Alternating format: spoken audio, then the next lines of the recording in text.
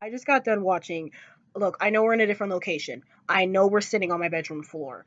Do I care? Heck no. We are going to jump right into this. I cried, okay? I cried. Like sitting on my in my chair, hysterically crying. This isn't fair. I was attacked emotionally. My heart broke 4 times. I'm gonna do a brief recap. I'm gonna stumble a lot because I just got done watching it.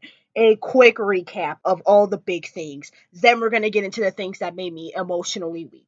Lilith is trying to raise Jonathan from the dead. Whoop-de woo woo. I'm gonna breeze through all of this. I'm breezing through. That was literally my mom making sure that I'm emotionally okay because I screamed 5 times. Literally 20 times I screamed, and my mom's making sure that I'm not being like physically attacked.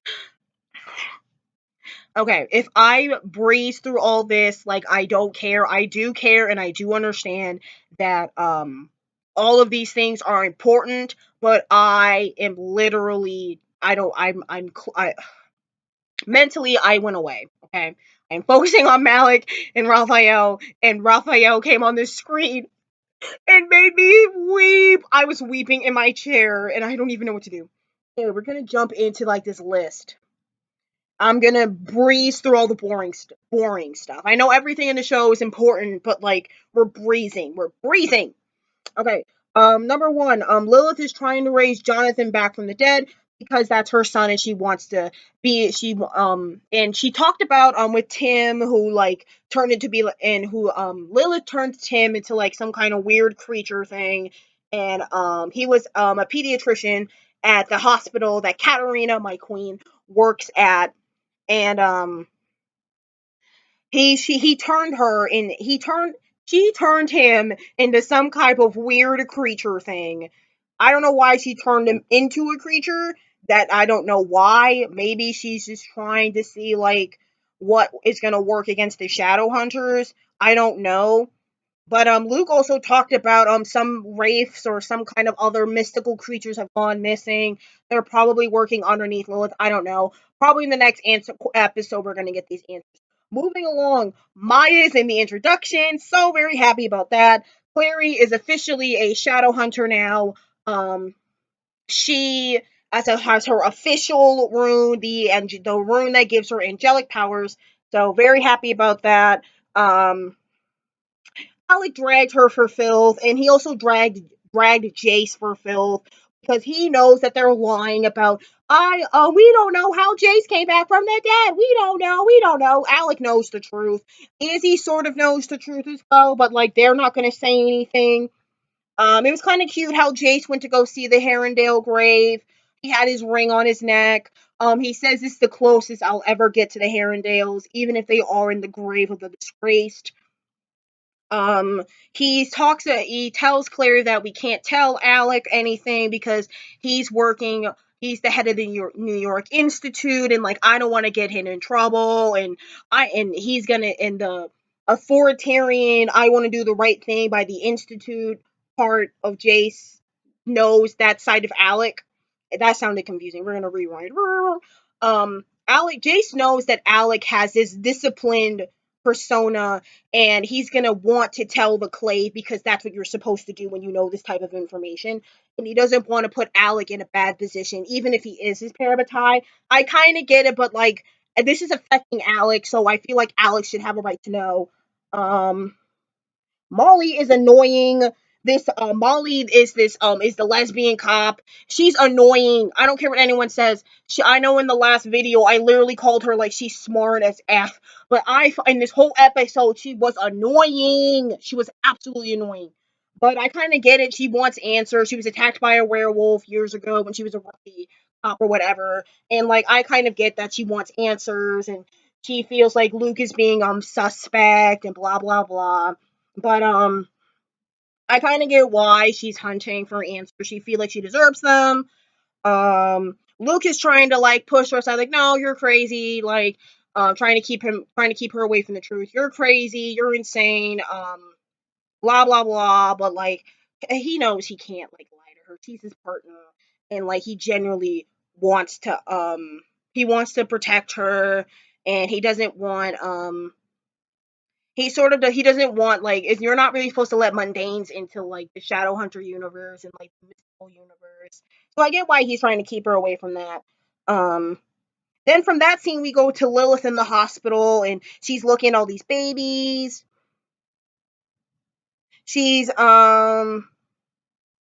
she's looking at all of these babies and she's sort of getting sentimental, and that's where she originally meets Tim. And Tim is like a pediatrician who is like taking care of all like the babies in the hospital, and she's saying, you know, I'm bare. She says I'm bare and I can't have any kids. I blame it on my ex-husband. He made me barren. He cursed me. Pretty sure she's talking about Valentine. Anyone in the comments want to correct me, go ahead and correct me. But I'm I'm 1,000% sure that she's talking about Valentine, since Clary and Jonathan are brother and sister. Um, I sort of feel bad for her. I do, because like she loves her son I keep calling him Sebastian, Jonathan. She does have so much love for Jonathan, and she wants to be that mother bear and want to keep her son safe. And she blames the Shadowhunters, and she's trying to find out which Shadowhunter took my baby away from me. Blah blah blah. So I kind of sympathize with her. I really do. And then we get to Malec. We get to the Malec scene where he's in the study with the actress lady and blah blah blah. I'm not gonna go through the whole routine again. Just did a video on that a couple days ago. Like literally 3 days ago. Could have been yesterday. Probably was yesterday. Anyway, I'm so happy for Malec. I screamed when it was Malec on my TV screen. I'm so excited. Malec is everything. They are the ship of the entire show. Anyway, Malec, as I called it, and I think the whole fandom called it. Malec was Malec, Jesus. Magnus was trying to make math by saying, "Girl, I don't care. Like I can do whatever I want. I get to make all this money. I don't care." Blah blah blah. And like I knew it was a mask. Like I think this much of Alec knew it was a mask as well. And we find out that like Alec, he's getting moved up to like a delicate position, and I'm like originally like, oh my gosh, like my boy Alec is getting all these important positions, and oh my gosh, he gets to be like a delegate of something, and blah blah. I don't know the official term, but he's a delegate. But the only problem is that he would have to leave for Alicante, and he couldn't bring Magnus with him. So I'm thinking, no, this is a horrible idea. Don't take the job, and like I'm pretty sure like the entire fandom like agrees that like there's no way like Alex is gonna take this job. There's no way that like there's no way that he's gonna take this position. He doesn't want to leave Magnus. And like originally, like when Magnus was trying to make face, like, girl, like I'm gonna support you no matter what. If you wanna go, then go. This is your dream. And then Alec has to be cute and says, my dream was to meet. My hair's a mess, I know. But I'm looking at myself in the reflection. I look a mess, but I don't even care. Alex says something cute like, "My original dream was to meet a guy was to meet someone like you," and I fell apart. I really did. This whole episode was like tugging at my heartstrings, and I don't know what to do. I don't know what to do. Anyway, yeah, Magnus is making face like, if you want to take the position, take the position. I want you to be happy. I want you to follow your career. Who am I to tell you what to not and what to do and what not to do with your career? This is your life. Live your life, boo boo. No matter what happens, I'm a portal away. I will always support you. And then Alec and Magnus just like moves along with his life. He doesn't want to talk about it. And I kind of get it, because like it's bad enough he had his heart broken losing the job that he really, really loved. And Katarina even says, I'm gonna get to Katarina in a minute, but I'm gonna wait. I'm gonna wait. I'm gonna wait for Katarina. Um, Izzy is also appointed to being the weapons master. I'm so happy for Izzy. I am so like, Izzy's my queen. Like, Katarina is my first queen, and then it's like like okay, I'm not even gonna lie. Like it's gonna be Izzy is my first queen, and then it's gonna be Katarina. But like Izzy's my queen. I'm so happy for her. She is the weapons master. She gets to make all these weapons. She is an Iron Sister. We don't need the Iron Sister. We have Izzy. I'm so excited. I know, being like for headphone users, like don't put your headphones in. Go into a bedroom. Like go into a bathroom. Just watch the video. Like Sorry, headphone user. I'm such a mess. I should have waited to make this video, but like I didn't care. And Clary picks out like these two weapons. It's like two daggers of something. I don't even know. But later turns out Luke says that one belonged to your father and the other one belonged to your mother, the light and the darkness. And I'm thinking this is not, and he said like the weapons choose you. You don't choose the weapons. And I think that's what Izzy was trying to tell her, but she didn't say it. But yeah, that was sort of really shocking to find out that like it was part of she had part of her mom and part of her dad with her, the light and the darkness. Full circle, I thought it was really amazing. Um, Ace is having nightmares about Sebastian Jonathan trying to kill Clary, him accidentally killing Clary, in which he and he during a training session like he accidentally cuts Clary. It was an accident, but like it made him think of the dream.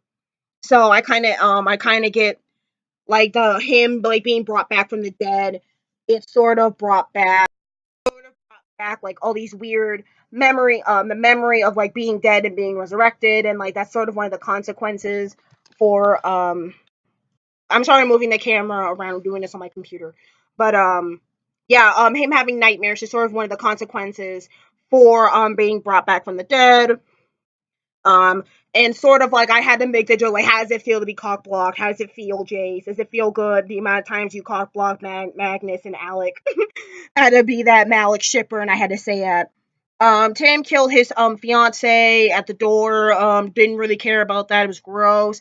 Simon is singing. Simon's song about nature. I got my life. I love Simon singing, and like all the Sealies are just like and like they're just sitting in a circle and they're just listening to him sing about nature, and it was so cute. It was absolutely adorable, and I got my life. And then later on in that scene, he gets branded by the mark of Cain. And the only reason why I knew it was the mark of Cain because I'm a supernatural fan, so I kind of know what the mark of Cain looked like. And like Melior just took this stick and just like just branded him, and it was ridiculous. And it's like, don't hurt my child, don't hurt my child, Simon. I was kind of mad at her because like you hurt my kid, but like he's fine. Simon's fine. I just kind of wish like he wasn't branded with the mark of Cain. I'll get to what else she says about the mark of Cain later on in this video. Um, Lilith takes Tim and like kind of slits his throat, makes him bleed. Sort of does this kind of ritual ceremony, which later we find out kind of turns him into like this bug creature. Kind of not here for this bug creature.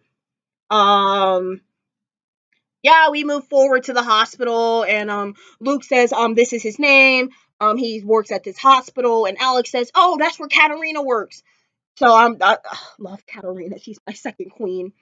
So they all take the Parabatais and Izzy. I literally forgot Jace's name for a second. Jace, Alec, and Izzy take a field trip to the hospital, and Katarina is saying like Tim wouldn't do this, and like why would someone want to possess Tim? He's so nice. He brings his guitar and sings to the kids, and blah blah blah. He's the nicest person on planet Earth. Like why would someone do this to him? And then she sort of shifts gears and asked Alec, like, how's Magnus doing? He called me, girl.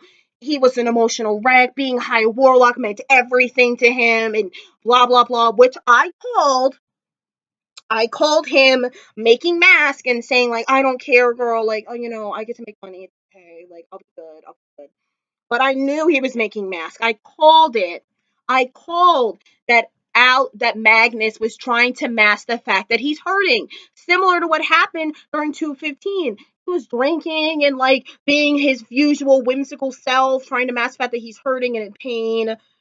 And I love Katarina. I love how she's trying to help Magnus and like tell Al like, look, this is the tea, and like don't pay attention to like the face that you see. He's hiding a lot of pain.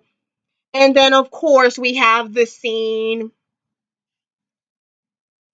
I'm gonna cry again. I dead ass. I'm gonna cry again. We see Raphael and Magnus. I'm trying not to cry on camera. They're in the same room, and like it's father and son type of bonding. Like he's trying to get some kind of vampire tranquilizer, and he makes this reason saying, "Agnes, I'm not sleeping. Rosa is dying," which I called. I called it. Called Rosa was gonna die.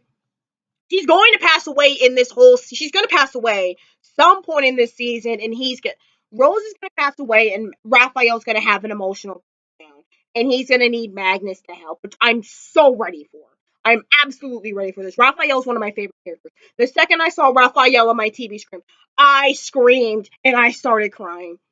And Raphael tells they have this cute little father and son moment, girl.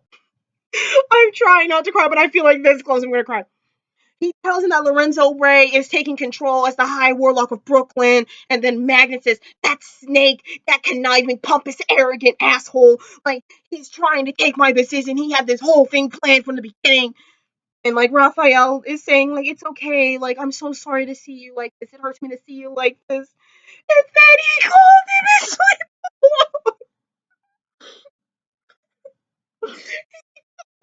Raphael, his sweet boy, and I'm crying. They were so cute. That is one of the reasons why I will never ship them together.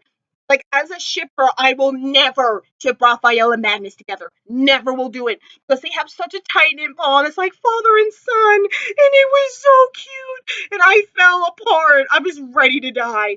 I fell apart. I literally had to go back so many times. I felt attacked. I literally texted my mom saying, "Mom, I'm being emotionally attacked by this television show. I'm done. I'm dead." And my mom said, "Stop watching the damn show." It's like, "Mom, I can't. I'm too invested. I'm literally too invested in the show. I cannot stop watching it now." I lived the second he called in his sweet boy, I started crying. I had to pause. I had to go back. I was crying. It was a wreck. I was a wreck. And then Raphael sort of at first says, "Bacchus, I'm worried about you," and blah, blah, blah. And then that's when he said, "Don't worry. No, oh, don't worry, my sweet boy. What can I do for you?" And I started crying. I'm so ready for like Adam to react to that scene. I'm just so ready. I know he's gonna fall apart, and I'm ready for it. I'm so ready. So ready.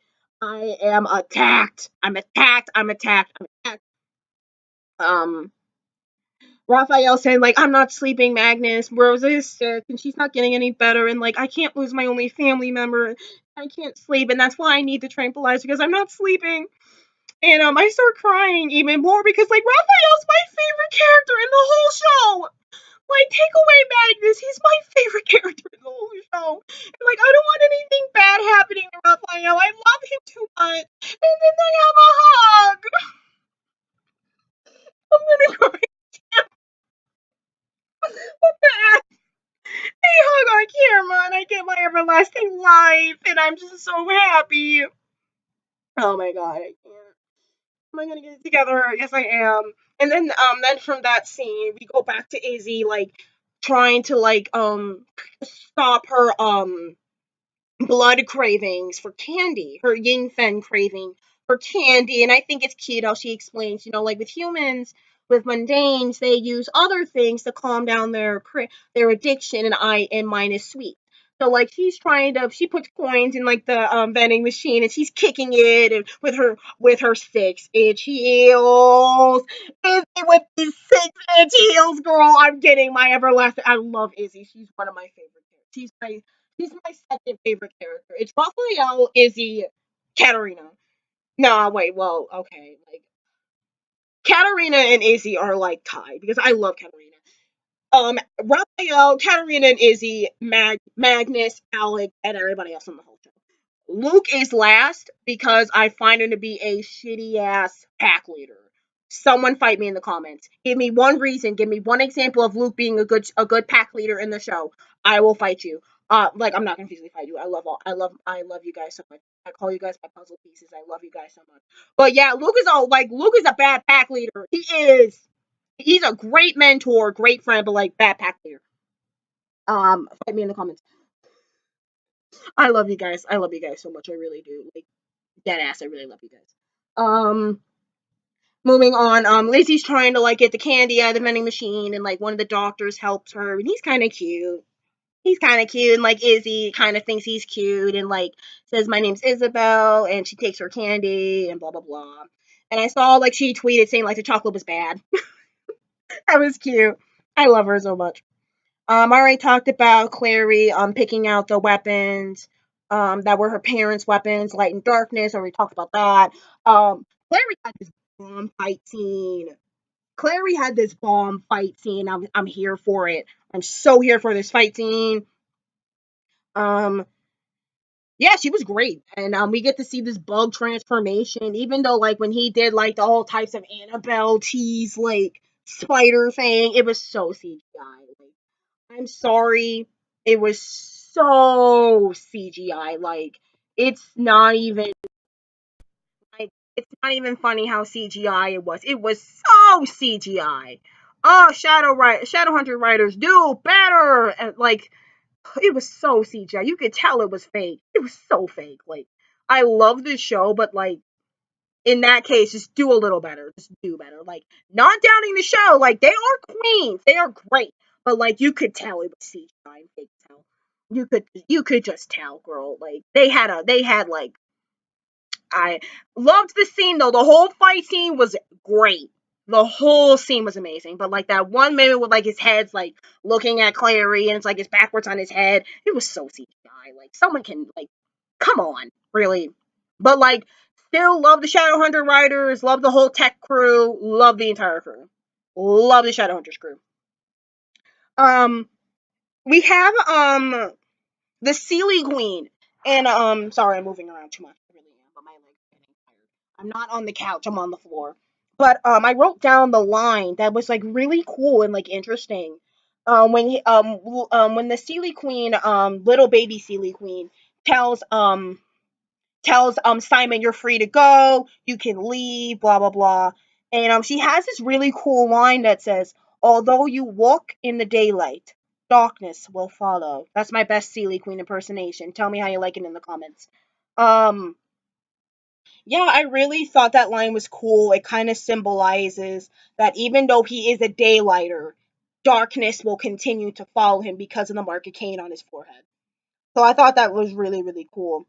Luke tells the cop Holly or Molly that werewolves and Sealy and fairies and shadow and the whole mythical creatures are real. She tells him that like he basically tells her that like yeah, werewolves are real, shadow hunters are real, all the mystical stuff you hear in children's books are very real, and you need to like they don't finish the conversation, but like I know he's gonna tell her like I didn't tell you because I want to protect you. Um, Maya basically tells Simon, "Boy, Simon gets to come back. He goes to Maya, and she's studying on the table. She's so cute. I love Maya. She's so cute. Um, and she tells him like, "Boy, you better not do this again." She the like the good black woman that she is. Boy, where are you at? Where you been? Who is this girl? Who's this shit? Where have you been? What's the tea? And he says, "Hey, I was at the hotel this morning, babe. Like, don't be mad at me." She was like, "Nah, fool. Where were you at? Try again. Try again, or I'm coming for your behind." I love Maya. I absolutely love her. Her and Katarina. I want them to have a scene together. I don't know. I don't know why. I just want them to. It can be for like they can be talking about anything. I just want them to be in the room together. That would be great. Um, Simon tells her that I was with the Sealy Queen. I made a deal with her saying that like I would stay with her. I would go back with her if she let you and Luke go. And she says, "Oh, you stupid idiot. I love you." She didn't say I love you, but like that's what we're going for. And then we go back to Malec. We go back to Malec, and they're at the pool table, at the pool hall, and they're talking. And like Magnus is saying, I need to work on my communication skills, even though I kind of dragged you for your communication skills. Um, Even though Alec, I dragged you for your communication skills, I know I can work on my communication skills too. This whole relationship thing is new to me, and I need to work on my communication skills, which was cute. I got my life. I love it. I absolutely love them. I do. And then Magnus comes up like boldly says, I do not want you to leave. I don't want you to leave. Please don't leave. I know this is selfish of me to ask you, but this is the truth. And like Alec felt like Magnus didn't care if he stayed or if he left. But now that they had that honest conversation and had that honest conversation, I really think that like it's gonna weigh in on Alec's decision. Because let's be honest, we all know that Alec is not going to leave. We know this. There's no way. Matthew Daddario and Harry Shum, they love Malec just as much as we love Malec. The writers love Malec just as much as we love Malec, if not more. There's no way that he's going to leave. There's no way he's going to leave Magnus behind. He's not going to do it. There's no way he's going to do it. There's no way. There's absolutely no way. He would miss him too much. They went through all of that crap in season 2, and you're going to tell me he's going to leave for the Shadowhunters? No, he's not doing it. I promise you he's not going to do it. Absolutely promise you he's not doing it. He's not going to do it. And if he does do it, I'm going to fight people. The Shadowhunt, Todd's going to get fought. I'm going to fight Todd, Amanda, the crew, Matthew for saying this is cool, Harry for saying this is cool. Someone's going to catch these hands if they break up Malec. Someone's going to catch these hands. I don't know who's going to be first, but someone's going to catch these hands. They cannot do it. There's no way. Like, comment down below if you think they're actually going to do this. If you actually think that Alex is going to take it up. Like, comment down below if you think that, because there's no way they're going to do it. They can't. We love them too much. They can't. They've been through too much. They've been through enough. There's no way. There's no way. I won't. I'm not going to stand for it. The Crooniverse is not. I'm thinking of Steven Universe. I said Crooniverse. The Shadowhunter universe, we're not going to stand for. We will boycott the show. They're not going to do it. They're not. There's no way. And then we jump to this scene after they have this beautiful little kiss and they go back to playing pool. But they're so cute. It's domestic. I love domestic Malec. I do. I think they're so cute. I cannot wait for the second episode. Anyway, Raphael, we go to this scene where Raphael's in some dude is in the basement of somewhere, and he's like torturing this girl that's laying in bed asleep. Like, who is this girl? Like, who is she? What is he doing to her? Why does he have like tranquilizer? Like, I don't understand. This doesn't make any sense. Like, what are they doing to my baby? What are they doing to my kid? Please ignore that sound. It's a washer. I'm doing laundry before this. Then we go back to the scene of Jace in the bed, and like it's not a dream, it's literally Clary, and like they start making out a little bit, and then Jace says, "I just want to cuddle, I just want to hold you. Can I just hold you? Can we just hold each other?" And it was cute. Place annoys me sometimes, but like it was cute. It was really cute. Sorry, I was reading something. And like the last scene that we have is Lilith telling one of the guardsmen that sorry, I was responding to something. The last scene we have is like Lilith and one of her bug creature minion things, and like she's saying, "You did such good, my sweet boy." It's not the same unless it's coming out of Magnus's mouth. It's not the same. Like someone fighting. It's not the same. She's telling him to go find my disciples. All 30. I think it was like either 32 or 36. It was 30, 32, 33, or 36. I don't know. Someone correct me in the comments. She said, go find our 36. We're going to round it up and just say 36. If I'm wrong, I'll correct myself in the comments later. Go find my 36 disciples. Yeah, just go and find them. So I think there are more that she's already infected or that have been infected and just don't know that they've been infected. And Lilith is just doing a roll call and trying to get everyone together so we can bring back Jonathan from the dead. And that is the last scene before we end the episode. I'm going to do a separate video on today's Tuesday. I think they're going to release another sneak peek for season 3, episode 2 later on in the week or the Monday before or the Sunday before. So I will do my video talking about how much I hate Roz in that episode, because this right here, girl, I hope Roz has a beautiful death. I really do. But he's ticking me off. He's this close for me taking off on his behind. Roz, go to hell. Um Other than that, that was the episode for that was the premiere. That was my reaction for the premiere of Shadowhunter season 3 episode 1. I'm so excited, guys. This season is going to be absolutely incredible. And we're not even at episode 3, and that's where everything for Malec changes. We haven't even gotten there yet. So we need to, like, man, buckle in your seatbelts, because this is gonna be a magic school bus type of ride. I'm so excited. Um, I'm tired. I've done so much crying during this episode. I need a break. I do. I need to, like, lay down, process everything that's happening, and then go on fanfiction.net and reel the fanfics about this episode. No, like, fanfiction.net is that place. It is. Let's be realistic. But that's it for this episode. High five the like button. Leave a comment down below. What do you think's gonna happen with Malec? Is Alec gonna take the job? Do you think that Luke's a good pack leader? I know he's like a good person. He really is, but like he needs to work on his pack leader skills. Maybe they're gonna work on that during the season. I don't know. I hope they do.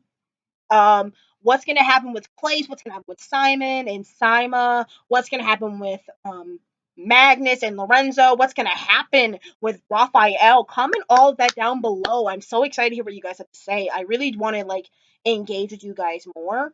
Um, yeah, comment down below any of that, all that jazz, and don't forget to double high five the subscribe button and make sure the notification bell is clicked so you see every time I post. I will see you guys later on in the week with Voltron, Yuri on Ice, and yeah, with Voltron, Yuri on Ice, and Shadowhunter sneak peek for episode 312. I'm already fast forwarding to 312. 3-2! It's been a long day. It's been a long hour. It's been a rough hour for me. Anyway, guys, love you so much, guys. Love you so much, my beautiful puzzle pieces. Have a creative evening. And if you're watching this in the morning or in the daytime, have a creative morning and day as well. Peace out, puzzle pieces.